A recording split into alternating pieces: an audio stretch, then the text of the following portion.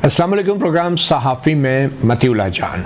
Israel की ज़मीन पर कब्ज़े के लिए भूख ख़त्म होने को नहीं आ रही।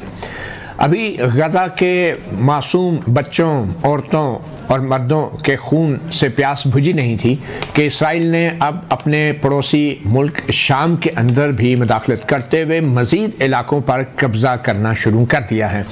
गोलान हाइट्स के ऊपर भी इसराइल की फोर्सेस बैठी हैं और अब बात हो रही है कि शाम के अंदर क्या सूरत हाल ऐसी बनेगी कि जिससे पूरा खित्ता भी अदम तवाज़ुन का शिकार हो सकता है। इसी हवाले से गुफ्तगू के लिए आज सहाफ़ी प्रोग्राम में हमने 3 सीनियर सहाफ़ियों और तजज़ियाकारों को ज़हमत दी है। जावेद राना इस्लामाबाद स्टूडियोज़ में हमारे साथ मौजूद हैं, जो एडिटर हैं काउंटर नैरेटिव वेबसाइट के। मंसूर जाफ़र सीनियर जर्नलिस्ट और हमारे साथ इस्लामाबाद में बहुत वक्त इन्होंने गुजारा है और मशरक़ वस्ता की सूरत हाल पर गहरी नज़र रखते हैं।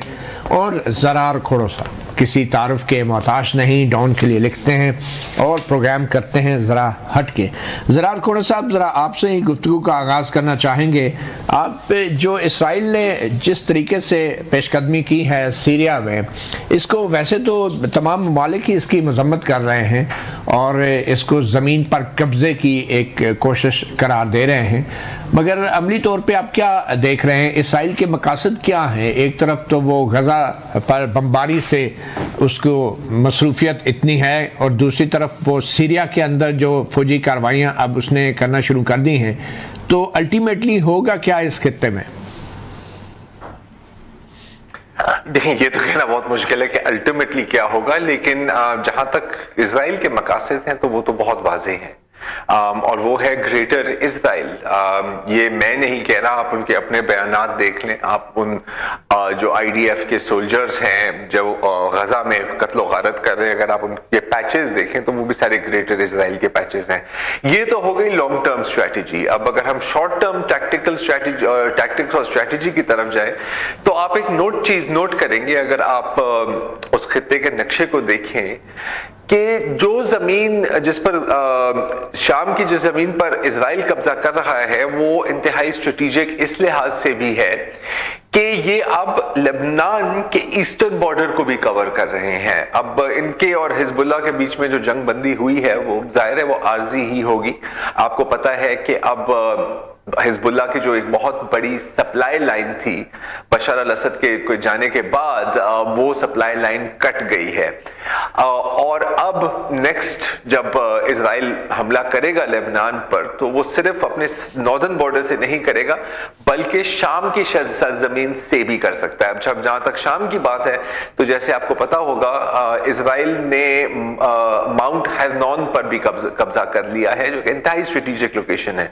इस वक्त वो दमिश्क से मेरा ख्याल है कि शायद 20 से 25 किलोमीटर दूर होंगे और वहां पर बाड़े भी लगाई जा रही हैं, मंसूबाबंदी भी की जा रही है कि यहां पर इजराइलियों को आबाद भी किया जाएगा। यकीनन वहां पर मिलिट्री आउटपोस्ट तो बनाएंगे और जैसे आपने कहा बाकी ममालिक मजम्मत तो कर रहे हैं, लेकिन मजम्मत से आगे वो कुछ ना करेंगे ना शायद कर सकते और यकीनन करना चाहते नहीं है। आपको पता है कि US की मुकम्मल सपोर्ट है, तमाम मेरे ख्याल है मगरबी ममालिक की भी उनको मुकम्मल सपोर्ट हासिल है और जब भी जो कुछ भी इजराइल ने किया है, जो पिछले 14 माह से जो 15 माह हो गए अब तो जो नस्ल कुशी जारी है, इसमें इजराइल को एक बात की समझ आ गई है कि हम कुछ भी कर सकते हैं और हमें रोकने वाला कोई भी नहीं है इजराइल के अलावा। जो सब जी ज़रा खोड़ साहब, आपको नहीं लगता कि तुर्की जो है एक बहुत बड़ा स्टेक होल्डर है, ख़ास तौर पे शाम में उसके काफ़ी ताउन भी रहा है बागियों के साथ, और आपने खुद ही अपने कॉलम में भी लिखा है कि वो इस खित्ते में एक बड़ा प्लेयर बनने जा रहा है, तो क्या रद्द-ए-अमल हो सकता है तुर्की का? हाँ, अब ये एक बड़ा इंटरेस्टिंग सवाल है। अच्छा, अब जैसे आपने खुद दुरुस्त फरमाया, जो हयात तहरीर शाम है उसको मैं तुर्की का प्रॉक्सी नहीं कहूंगा, लेकिन इत्तेहादी जरूर है, वो तुर्की पे डिपेंड करते हैं। लेकिन जो असल जो प्रॉक्सी है और 100% प्रॉक्सी जो तुर्की की है शाम में, वो है सीरियन नेशनल आर्मी, जिसको फ्री सीरियन आर्मी भी कहा जाता था।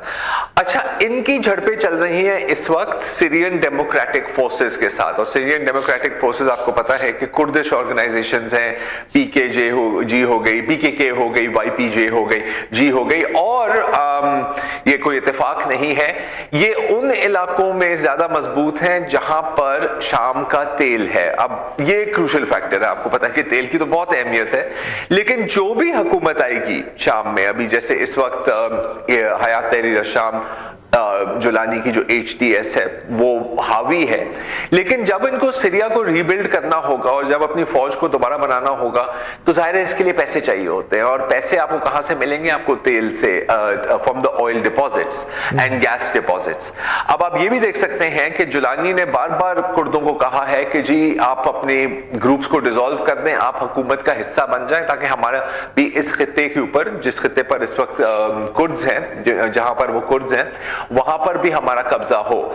अब जो मसला यहां बनता है तुर्की के लिए वो ये है कि कुर्द, जैसे आप सब जानते हैं, अमेरिका के बड़े करीब के इत्तेहादी हैं। तो एक जानिब हम देखते हैं कि ये सेक्रेटरी ऑफ स्टेट ब्लिंकन आते हैं और वो मिन्नतें करते हैं कि नहीं जी ये बड़े हमारे दोस्त हैं, आप इन पर बमबारी ना करें, लेकिन तुर्की के स्ट्रेटेजिक इंटरेस्ट में ये नहीं है कि उनकी सरहदों या उनके बॉर्डर बफर जोन बनाया हुआ है उसके करीब एक डी फैक्टो कुर्दिश रियासत हो, ये उनको किसी हाल में कबूल नहीं हो सकता। तुर्की के लिए और भी बहुत फायदे हैं। तुर्की अपने आप को एक एनर्जी हब बनाना चाह रहा है। अजरबैजान से तो पहले ही पाइपलाइन जाती है, उसके बारे में आपको पता है। एक और मंसूबा था कतर से तुर्की एक पाइपलाइन जाए, फिर आगे यूरोप जाए। अब क्योंकि शाम में तुर्की के इत्तेहादी इक्तदार में है, this becomes a very real possibility. फिर एक मैं आपको मजेदार बात बताऊं कि जब ही जैसे ही दमिश्क पर बागियों का कब्जा मजबूत हुआ तो तुर्की में जो सीमेंट और कंस्ट्रक्शन कंपनीज के स्टॉक्स एकदम ऊपर गए, क्योंकि वहां पर ये फीलिंग आई कि देखिए इस मुल्क को अब दोबारा तामीर भी करना है और हम बेस्ट पोजीशन में है इसको तामीर करने के लिए। Same goes for building the military. इस वक्त जो दमिश्क का जो रोड है ना वो तुर्की से गुजरता है, तो अगर किसी ने दमिश्क में कोई भी अपना काम कराना हो तो पहले उनको अंकारा जाके सुल्तान एर्दोआन से मुशावरत करनी उनके लिए जरूरी है। जी यही सूरत हाल कुछ पाकिस्तान की भी थी कि अफगानिस्तान के तमाम रास्ते पाकिस्तान से गुजरते थे, मगर देख लें सूरत हाल क्या हुई है। मगर हमारी क़यादत शायद तैयब अर्दवान के मुकाबले की नहीं है। बट एनीवे, मंसूर जाफर साहब, इस सारी सिचुएशन के अंदर जो पैलेस्टीनियन कॉज है वो उस पर क्या असर पड़ा है? एक तो जो कुछ भी अब गज़ा में हो रहा है उसके बाद तो बहुत सी उम्मीदें दम तोड़ती नज़र आ रही हैं। कहाँ हम बैतुल मुक़द्दस की आज़ादी की बात करते थे और कहाँ हम जो हैं अब रोक भी नहीं पा रहे औरतों और बच्चों के कत्लेआम को जो इसराइल के हाथों हो रहा है। तो क्या अल्टीमेटली ये किस तरफ मामला जा रहे हैं और फ़लस्तीनी स्ट्रगल जो है इसको आप किस तरफ जाता देख रहे हैं? वही जो ज़रार साहब ने बात की कि अल्टीमेट तो हम शायद इस पर कोई बात ना कर पाएँ, लेकिन जो ज़मीनी हक़ाइक़ बता रहे हैं वो इसी बात की निशानदेही कर रहे हैं कि ख़ास तौर पे अभी ये जो शाम की एपिसोड है उसके बाद जो एक लैंड रूट जो बेसिकली एक लॉजिस्टिक सपोर्ट, एक सप्लाई चेन इंश्योर करता था, ईरान की जो मिलिट्री या जो कंसल्टेंसी सपोर्ट थ्रू शाम बैरूत जाया करती थी और वहाँ से फिर फ़िल्टर होकर किसी न किसी अंदाज में गज़ा या वेस्ट बैंक में किसी न किसी अंदाज में पहुंची थी। अब वो लैंड रूट तो इस वक्त डिसमेंटल हो चुका है, वो तो बिल्कुल ख़त्म हो चुका है और उसके कोई इमीडिएट फ्यूचर में, नियर फ्यूचर में कोई रिवाइवल के इम्कानात भी नहीं है। और तकरीबन पिछले 1.25 साल की जो इस वक्त इसराइल की जंग है गज़ा पर जो मुसल्लत की जा रही है या इस वक्त भी जारी है, उसमें जितने बड़े पैमाने पे गज़ा के तबाही मचा दी गई है, उस तबाही के बाद गज़ा का रीबिल्ड करना तो एक फार फेच आइडिया कहा जा रहा है। 20 पता नहीं कितने साल जो है उसके सिर्फ मलबे को उठाने के लिए सर्फ हो जाएंगे, तो उसकी तामीर का तो एक इस वक्त जो सबसे बड़ी इशू है वो यही है कि जो शुमाली गज़ा का इलाका है वो आप समझ लीजिए एक घोस्ट टाउन का मंजर पेश कर रहा है। वहाँ पे जितने बड़े हॉस्पिटल्स थे वो तमाम के तमाम तबाह कर दिए गए हैं, क्योंकि ये वो इलाका है जिसकी बराह रास्त सरहद इसराइल के साथ मिलती है और इसराइल ही उसकी सारी जो इमदाद थी उसको भी कंट्रोल कर रहा था और जिस अंदाज से कोई थोड़ी बहुत रफ़ा क्रॉसिंग के ज़रिए इमदाद आती थी वो यहाँ भी नापैद है। तो इस लिहाज से इस इलाके को तो बिल्कुल एक कहत ज़दा इलाके की कैफियत बना दी गई है और इस पर वर्ल्ड बॉडीज़ यानी अक़वाम मुत्तहिदा से लेकर तमाम आलमी इदारे जो हैं वो चीख रहे हैं, लेकिन किसी की कोई सुनवाई नहीं है। ठीक है। अच्छा, ये हिज़्बुल्लाह की इस वक्त क्या पोजीशन है? बज़ाहिर तो एक सीज़ फायर है, मगर अल्टीमेटली हिज़्बुल्लाह जो है यूं ही खामोश रहेगी या क्या हो रहा है इस वक्त? तो जो यानी जो एक टाइमली लल जो है वहाँ पे नज़र आ रहा है, उसकी वजह यही है कि सीज़ फायर ही करार दी, लेकिन इसराइल उसके बावजूद उस सीज़ फायर की वायलेशन करता हुआ भी दिखाई दे रहा है।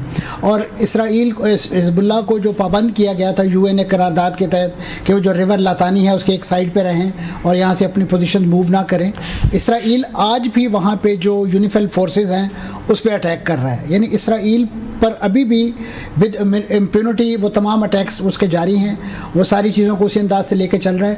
सिर्फ और सिर्फ जो सारी पाबंदियां हैं, जो जकड़बंदियां हैं, वो हिज़्बुल्लाह पर या जो उनके फ्रीडम फाइटर्स हैं उन पर लगाई गई हैं। ठीक। राना जावेद, अमेरिका का क्या इस वक्त पोस्चर है? क्योंकि वहाँ पे एक ट्रांजिशन फेज़ है जिसमें सदर ट्रंप ने 20 जनवरी को ओहदा संभालना है, तो इस ट्रांजिशन फेज़ में आपको क्या लग रहा है? सदर ट्रंप जब ओहदा संभाल भी लेंगे तो क्या कोई सूरत हाल मुख्तलिफ होगी? क्या बाइडन हुकूमत की जो पॉलिसी है इसराइल की तरफ या ट्रंप हुकूमत की, उसमें कोई फ़र्क है या इसराइल ज़्यादा एम्बोल्डन महसूस करेगा ट्रंप के आने के बाद?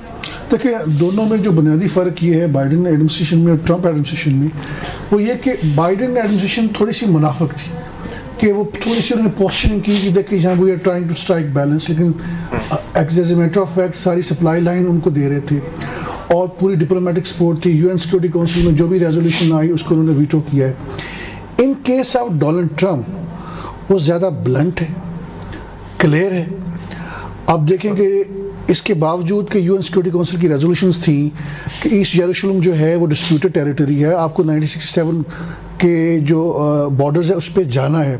गोलन हाइट जो सीरिया के साथ है वो भी डिस्प्यूटेड है।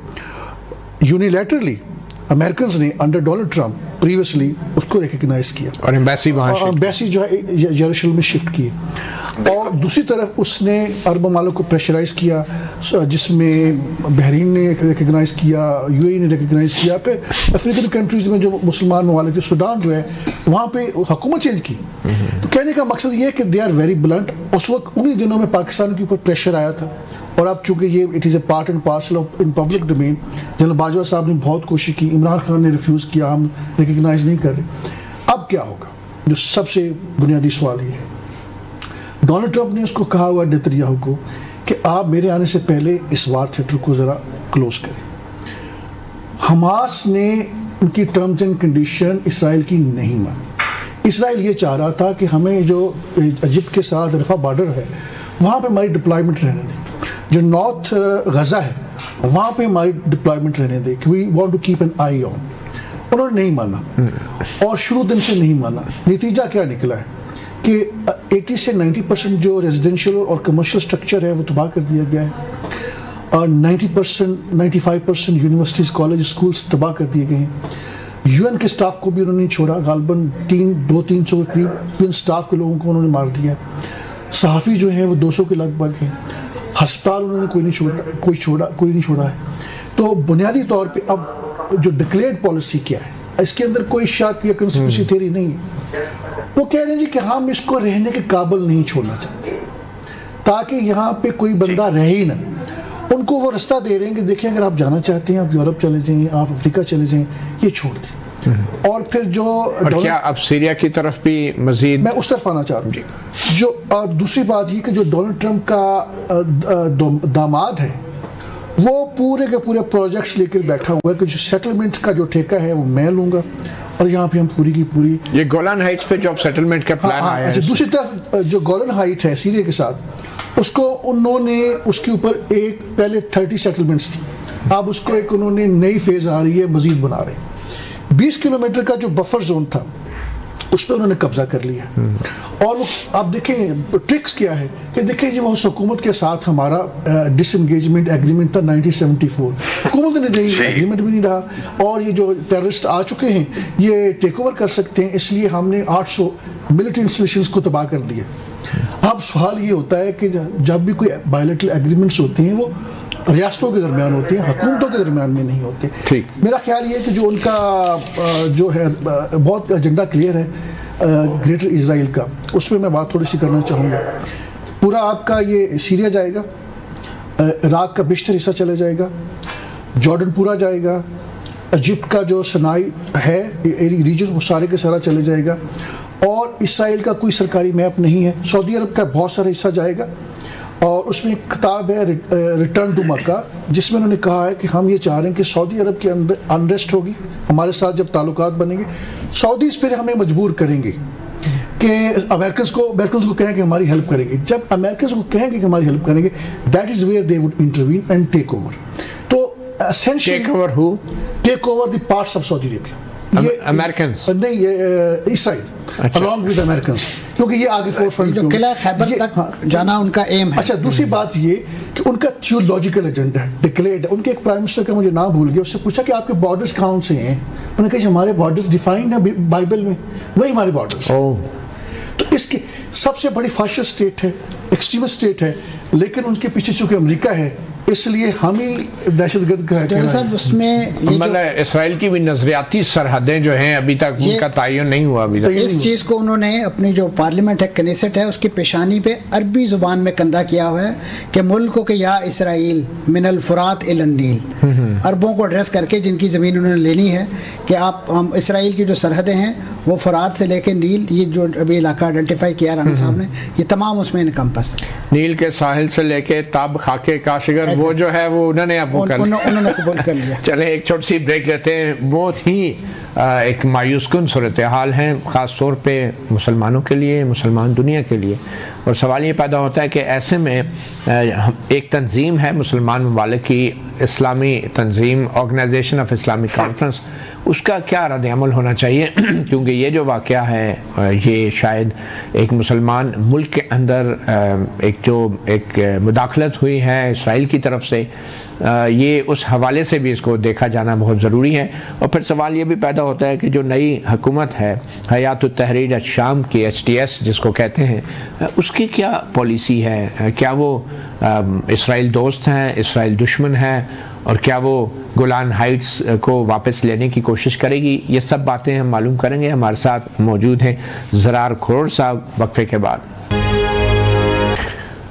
वेलकम बैक ज़रार खोड़ो साहब, ये हयात तहरीर शाम की जो हुकूमत है, आप इसकी पॉलिसियों को कैसे देख रहे हैं? बशार अल असद की हुकूमत का तख्ता तो उन्होंने उलट दिया, तो ये इसराइली जो पेशकदमी है क्या इसको रोक पाएंगे, रोकना चाहते हैं? इस हवाले से अभी तक उनकी तरफ से कोई बयान आया जो ख़ास तौर पे गोलान हाइट्स पे कब्ज़ा हुआ है इसराइल का? जी, जहाँ तक मैंने देखा है तो इनका जो सफ़ीर होता है अक़वाम मुत्तहिदा में, उन्होंने एक कंप्लेंट की है कि जी ऐसा नहीं होना चाहिए।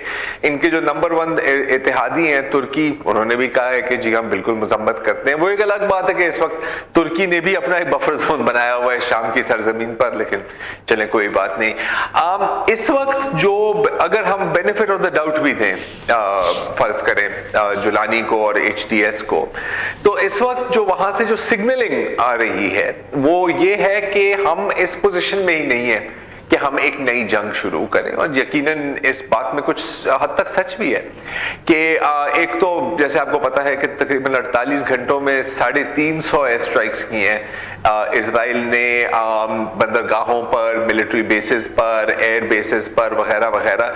तो उन्होंने ये बात तो इंश्योर कर दी है कि जो भी शाम में आएगा उसके पास कोई फौज नहीं होगी एज सच। और ये जो HTS और एहरार शाम और इनकी जो है ये मिलिशियाज हैं, जाहिर है ये कन्वेंशनल आर्मी नहीं है। अगर अब जाहिर है ये मेरे लिए कहना मुश्किल है कि क्या वो इजराइल दोस्त हैं, यकीनन वो इस वक्त इजराइल के साथ लड़ाई नहीं लेना चाह रहे। उनका फोकस ज्यादा था असद रजीम, हिजबुल्ला, ईरान, जाहिर है इसमें कुछ फिरकावारियत का भी सिलसिला आता है, उसकी ज्यादा डिटेल में हम नहीं जाएंगे यहाँ पर। और उन्होंने अभी जो उनका जो इमीडिएट मकसद है वो अचीव कर लिया है। अच्छा, अब जब हम कहते हैं HTS तो हमें एक चीज और ज़हन में रखनी चाहिए कि जो दमिश्क पर जो कब्जा किया था तकरीबन 40% जो मैन पावर थी वो HTS की थी, लेकिन और भी ग्रोह इसमें शामिल थे जैसे एरार और शाम और दीगर ग्रोह। अब इन्होंने अपने बीच भी तो एक पावर शेयरिंग अरेंजमेंट करनी है। अभी कुर्दों का इशू रिजॉल्व नहीं है अभी। सही है, इस वक्त तो इब्राहिम कालीन जो है तुर्की के इंटेलिजेंस चीफ वो 5 दिन बाद दमिश्क पहुंचे। मुझे नहीं पता कि उन्होंने वहां पे कहा था don't worry everything will be okay या नहीं, लेकिन ये भी कोई गारंटी नहीं है कि फ्यूचर में चाय की प्याली पीते हुए कावा जो भी चलता है वहां पे मुझे नहीं पता। ऐसा चलो इस वक्त तक कोई बयान आया नहीं है, लेकिन ये भी तो कोई गारंटी नहीं है कि इनकी गठजोड़ चलेगी मतलब फॉरएवर। तो I think at this time HTS को इंटरनल इश्यूज बहुत हैं। हाँ, अगर इजराइल उनकी शाम की जमीन पर काबिज रही और रहेगी, इजराइल ने पीछे नहीं हटना, तो मेरा ख्याल है इंटरनल प्रेशर भी बढ़ेगा जोलानी पर, एचटीएस पर। क्या तुर्की का रोल बढ़ेगा? ये लोग आपके साथ तुर्की की मिलिट्री प्रेजेंस बढ़ेगी? तुर्की का रोल 100%, मेरा ख्याल है 100%। ठीक 100%। इनफैक्ट सिर्फ मिलिट्री प्रेजेंस नहीं मती भाई, इनकी जो डिप्लोमेटिक स्ट्रेंथ है वो भी बढ़ रही है ना। मैं आपको मजेदार बात बताता हूँ कि दमिश्क के फतेह के तकरीबन 4-5 दिन बाद इन्होंने इथियोपिया और सोमालिया के बीच में भी एक समझौता करा दिया, और फिर ये जाके सूडान के सदर को कहते हैं कि जी आपका जो मुत्तहिदा अरब अमीरात के साथ जो मसले मसाइल है मैं उनको भी हल करने के लिए तैयार हूं। ओके। तो और नेक्स्ट जो इनका मेरा ख्याल है फोकस होगा वो लिबिया पर होगा, जहां पर इनके ग्रोहों और यूएई के ग्रोहों के बीच में काफी झड़पें चलती रही हैं जब से मोहम्मद गद्दाफी को वहां पर कत्ल किया था। तो तुर्की तो इस वक्त उनकी तो 500 घी में है सर, और सर मतलब क्या कहते हैं ना, क्या मिसाल है, देग में है, जो भी अगटेरे में है। हाँ। तो Turkey is right now having a very good time economically, militarily, diplomatically, ये वाला यही है। तो and I think everything will be okay for तुर्की, वो हमारा वाला सीन नहीं है ये। चलें, let's hope for the best. अगर चॉइस की बात है तो हम जैसे मुसलमानों के लिए तो तुर्की की ऑप्शन फिर भी बेहतर ही रहेगी। मंसूर जाफर साहब, लेकिन ईरान का क्या होगा? क्योंकि ईरान की बहुत बड़ी जो प्रेजेंस थी वो तो बहुत बड़े पैमाने पे वो हिट हुई है, और ईरान का अपने हमारे रीजन के अंदर भी उसका ज़ाहिर बात है पोजीशन ख़राब हुई है, मिडिल ईस्ट में भी उसकी पोजीशन ख़राब हुई है। तो अब ईरान का क्या रद्द-ए-अमल हो सकता है इस सारी सूरत हाल में? यकीनन जी, ईरान इस वक्त जैसे कहना चाहिए एक डिफेंसिव पोजीशन में है, क्योंकि जो शाम के साथ उसका लिंकेज और ख़ास तौर पे यहाँ से जिस तरीके से वो एक्सटेंड कर रहे थे अपनी हेल्प गज़ा के अंदर और लबनान के अंदर, ये चेन भी सारी डिस्टर्ब हो गई। और मैं समझता हूँ यहाँ तक बात नहीं रुकी, क्योंकि वो यमन तक अपनी जो मुख्तलिफ प्रॉक्सीज़ या जहाँ पे उनकी एक कंसल्टेंसी चल रही थी, चाहे पासरान इनकलाब की शक्ल में थी या अदरवाइज़, वो तमाम का तमाम नेटवर्क जो है वो ना सिर्फ एक्सपोज हो गया बल्कि किसी हद तक ख़त्म हो चुका है। और ये यकीनन शाम का वो जो एक जो ईरान का जो एक एजेंडा था इस रीजन के हवाले से, और जिसकी वजह से उसकी एक धाक भी थी। ये एजेंडा सिर्फ ईरान का था? वैसे बाकी मुसलमान ममालिक की भी कोई ख्वाहिश थी थोड़ी बहुत? जी वो सबकी मुश्तरका ख्वाहिश थी, लेकिन फ्रंट रनर जो था वो ईरान ही था। तो उसमें यकीनन ये चीज़ जो है अब ईरान के हाथ से निकल गई है। और अब तो यानी जो पोजीशन इस वक्त जो थ्रेट्स आ रहे हैं और जिस तरीके से ख़ास तौर पे नई अमरीकी इंतज़ामिया की तरफ से जो बातें की जा रही हैं, ख़ास तौर पे जब वो बात करते हैं शाम के लोग के लिए हमारी हेल्प के लिए, तो ट्रंप साहब उनको यही मशवरा देते हैं कि we are busy in our own matters, आप अपने मामलात खुद हल करें। तो उन्होंने अपने मामलात से है कि इसराइल के साथ मामला तय कर लो, हम तो मसरूफ़ हैं। अच्छा। अभी ईरान को जो अपनी एग्जिस्टेंस के हवाले से, क्योंकि एक बात ये भी कही जा रही है कि इस पूरे ऑन स्लॉट के जो अभी इस वक्त जिसका एक स्टेशन हमें शाम के अंदर नज़र आता है, ये खुदा न खास्ता ईरान तक भी जा सकता है। और जाहिर है फिर उसके जो फॉल आउट है वो सिर्फ ईरान तक नहीं रहेगा, हम पाकिस्तान जो भी उसके नेबरिंग कंट्रीज़ हैं वो भी उसके जद में आ सकते हैं। ठीक, मगर आप ये मानते हैं कि ये बहुत बड़े ईरान की इंटेलिजेंस का भी फेलियर था, इसमें कोई शक नहीं, उनकी प्लानिंग का भी फेलियर था, बशमूल रूस के, रशिया के, उनके लिए सब कुछ सरप्राइज था। रूस के पास तो चले एक एक्सक्यूज़ है जी, वो यूक्रेन में बिजी था वगैरह वगैरह, उनकी तवज्जो उस तरफ चली गई थी, लेकिन ईरान का तो पूरा थ्रस्ट इस एरिया में था, सारे का सारा फोकस इस एरिया में। फेलियर है जी, इसका फेलियर है स्ट्रैटेजी का, उनकी इंटेलिजेंस का। उसका फेलियर सिर्फ यहाँ से शुरू नहीं हुआ, फेलियर उनका उस वक्त शुरू हुआ कि जब उनके काउंसिल ऑफिसर्स को यहाँ निशाना बनाया गया, फिर उसके बाद तेहरान के अंदर हमास की लीडरशिप को निशाना बनाया गया, जी इस्माइल हनिया साहब को। तो ये बहुत बड़ा फेलियर है, और वहाँ से ये चीज़ें जो हैं वो फिर पाइलअप होती गई और आज आपके सामने है कि पूरा डिबैकल जो है वो हमें देखने को मिल रहा है। राणा जावेद साहब, रशिया की बहुत बड़ी मिलिट्री प्रेजेंस थी और अभी भी ये कहा जा रहा है कि जो रशियन वहाँ पे मिलिट्री एक्सपर्ट्स हैं वो मसरूफ़ हैं कि किसी न किसी तरीके से जितनी भी रशियन टेक्नोलॉजी है, मिसाइल्स हैं, एयरक्राफ्ट्स हैं, उनको डिस्ट्रॉय किया जाए ताकि वो गलत हाथों में ना चली जाए। तो ये रशियन इंटेलिजेंस का भी एक बहुत बड़ा फेलियर था, वो प्रिडिक्ट नहीं कर सके और पहले से तैयार नहीं थे, और जो वाहिद उन्होंने अपना असासा बचा लिया है वो बशार अल-असद और उसकी फैमिली। देखिए, जो फोरगॉन कंक्लूजन्स है सीरिया के ऊपर वो ये है कि चूँकि ये इसराइल और हमास की जो जंग हुई है, जेनोसाइड जो वहाँ पे हुआ है, उसके बाद जो हिजबुल्लाह है बहुत ज़्यादा कमज़ोर हो गया, क्योंकि लेबनान पे जब अटैक्स हुए तो उनका पूरा इंफ्रास्ट्रक्चर, उनकी जो second tier top leadership eliminate की गई है, उनकी सप्लाई लाइन भी डिसरप्ट की गई है, और जो HTS जो है इदलीब बाकी जो जगहों पे उनका ऑलरेडी कब्जा था वो गवर्न कर रहे थे। उनके लिए एक बहुत बड़ा मौका था। पीछे से टर्की का इंटरेस्ट ये था कि उन्होंने कुर्दों को किसी न किसी तरह डिसमेंटल करना है, न्यूट्रलाइज करना है। तो ये मुझे ये लग रहा है कि किसी दर्जे में एक लूज स्ट्रेटजी और कोऑर्डिनेशन मौजूद है अमेरिका के दरमियान, टर्की के दरमियान, और सबसे बड़ी बात इसराइल के दरमियान।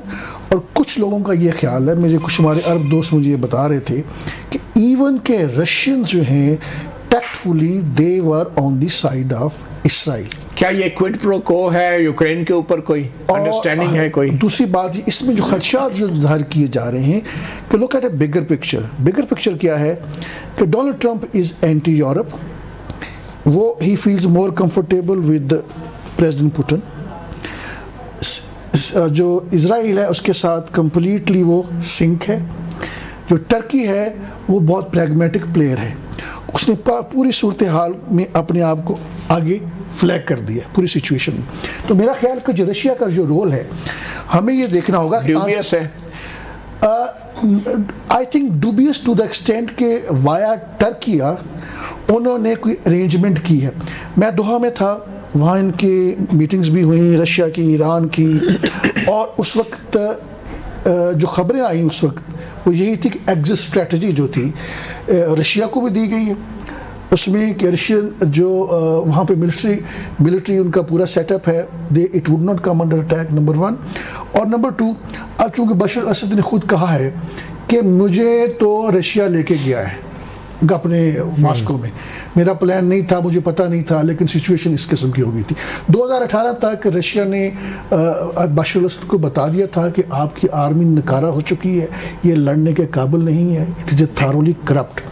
अब उनकी लेकिन लगता तो यही है कि ये रशिया के लिए भी ये सरप्राइज थी, ये जो कुछ हुआ। आप कह रहे हैं कि ये शायद कोई अंडरस्टैंडिंग है किसी लेवल। देखिए, सरप्राइज टू द एक्सटेंट के ये खुद HTS वाले कह रहे हैं, हम ये एक्सपेक्ट नहीं कर रहे थे कि ये 11 दिन के अंदर पूरा जो है सीरिया जो जाता रहेगा। वैसे ये तो तालिबान भी यही कहते हैं काबुल में वापसी के बाद। उन्होंने 2 महीने लगाए थे, उनके 14 दिन थे, इनके 10 दिन। एक तालिबान की और इनकी पॉलिसी में जो चीज़ मुश्तरक है वो ये है कि दोनों ने जनरल एमनेस्टी अनाउंस किया है और पैगामात भेजे हैं, कोऑर्डिनेशन भेजी है आर्मी को कि आप आज हमारे साथ ज्वाइन कर लें। ठीक है, एक छोटी सी ब्रेक लेंगे और ब्रेक के बाद फिर हम जानने की कोशिश करेंगे ज़रा खोरों से भी कि इसका एंड गेम क्या है, एक छोटी सी ब्रेक के बाद। वेलकम बैक सहाफ़ी प्रोग्राम में। क्या this is beginning of an end for the Muslim world, और ख़ास तौर पे क्या USSR जो किसी ज़माने में था और अब रशिया है, तो क्या रशिया भी अब कंप्रोमाइज़ पे आ गया है अमेरिका के साथ, और इसके लिए मिडल ईस्ट में जितने भी उसकी सपोर्ट थी वो सपोर्ट अब वैसी नहीं रहेगी? ज़रार खोड़ साहब, क्या लग रहा है कि पैलेस्टीनियन कॉज को, मिडल ईस्ट सिचुएशन को के ऊपर कंप्रोमाइज़ हो गया है, जैसे कि जावेद राना भी हिंट कर रहे हैं रशिया और यूनाइटेड स्टेट्स में?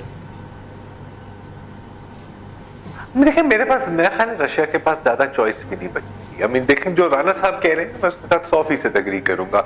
अगर आप जाएं 2016-2017 में और आप पढ़ें जो कुछ लीक्स, अब जितने आरोनों के आप कितना रिलाई कर सकते हैं, लेकिन जो रशियन ट्रूप्स वहां पर लड़ रहे थे, स्पेशल फोर्सेस हो गए या वागनर जो इनकी वो प्राइवेट मिलिट्री कॉन्ट्रैक्टर है, वो सब कहते थे कि यार ये जो बशार अल असद की फौज है ना, ये कुछ नहीं कर सकती। ये लड़ नहीं सकती। अब जिस स्पीड से ये कोलैप्स हुई है, मेरा ख्याल है कि ना, जैसे दुरुस्त फरमाए, एचटीएस को भी यकीन नहीं आ रहा था, बशर अल असद को यकीन नहीं आ रहा था, और रूस को भी यकीन नहीं आ रहा था। रूस वैसे भी ओवर एक्सटेंडेड है, ये वो यूएसएसआर नहीं है जो हमें याद आती है। वो बड़े मुश्किल से तो अपनी यूक्रेन की जंग को सस्टेन कर रहे हैं। तो टैसिट अंडरस्टैंडिंग इस हद तक हो सकती है कि यार आप प्यार से, प्यार मोहब्बत से यहाँ से निकल जाओ, हम आप पर बमबारी नहीं करेंगे। लेकिन जहां तक फलस्तीन की बात है तो बड़े अफसोस के साथ आई हैव टू से कि इजराइल हैज वन, और वो यहाँ नहीं रुकेंगे। वो एक तो गजा की तो नस्ल कुशी वो यकीनन मुकम्मल करेंगे, वेस्ट बैंक को एनेक्स करेंगे, ईस्ट यरूशलेम में जो लैंड ग्रैब्स कर रहे हैं वो सब भी आपके सामने है। और ये ऐसे है ना कि जैसे आपने एक पागल कुत्ते को खून चखा दिया है। चलो ठीक है, राना जावेद साहब, आपके नजदीक जो है जितने भी एंड गेम क्या है इस वक्त? देखिए, शॉर्ट टर्म में पैलेस्टीनियन हैव लॉस्ट, लेकिन इन द लॉन्ग रन मेरा ख्याल इजराइल वुड लूज। उसकी वजह यह है कि अभी तक 400 से ज़्यादा हमले जो हैं वो यहूदियों पे हो चुके हैं दुनिया भर में।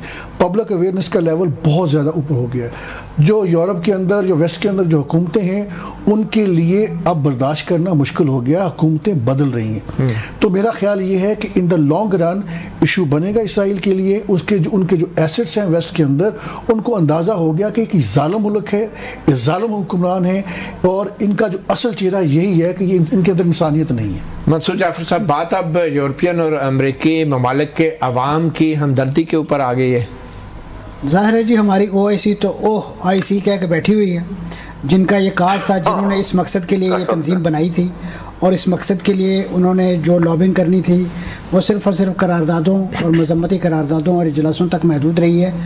और उनके सामने गज़ा जो है वो खंडर बना दिया गया, उनके सामने लबनान की ईंट से ईंट बजा दी गई। एक लास्ट इसराइल इस वक्त शाम के अंदर जो है दाखिल हुआ चाहता है। सबसे बड़ा खौफ जो है अरब ममालिक के अंदर ये है कि अगर हमास वहाँ से अगर जीत जाता तो ये मुस्लिम ब्रदरहुड है, बाकी अरब ममालिक के अंदर इनकी पेनिट्रेशन ऑलरेडी हुई है, हमारी हुकूमतें नहीं बचेंगी, जिस तरह मुर्सी वाला हुआ था। इस वजह से उन्होंने इनको मरने दिया है फलस्तीनियों को। This is the core reason. बारह जी, मेरे ख्याल में इसमें पाकिस्तान के लिए भी सीखने के लिए कुछ होगा। जरार खोड़ो साहब, आपके ख्याल में पाकिस्तान की हुकूमत और पाकिस्तान के अवाम के लिए भी कोई सबक है? बशार अल असद की हुकूमत का तख्ता जिस तरह उल्टा गया है। नहीं, मैं ख्याल है कि देखें, जिस तरह बशार अल असद, जो असद फैमिली है, 52 ईयर्स से वहां पे थे, और इससे ज्यादा एक जाबिर और जालिम हुकूमत की आपको कम मिसालें मिलेंगी।